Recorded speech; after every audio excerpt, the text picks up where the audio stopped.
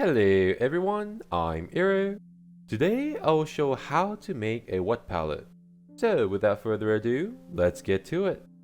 I prepare a few things for the wet palette.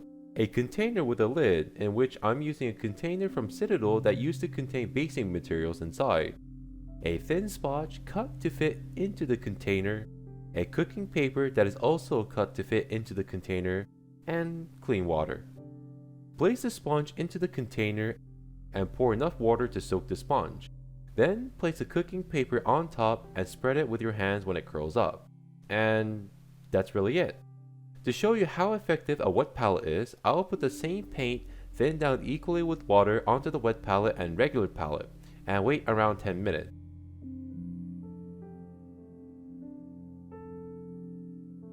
So around 10 minutes or so, I come back to my palette and test whether the paint is still wet.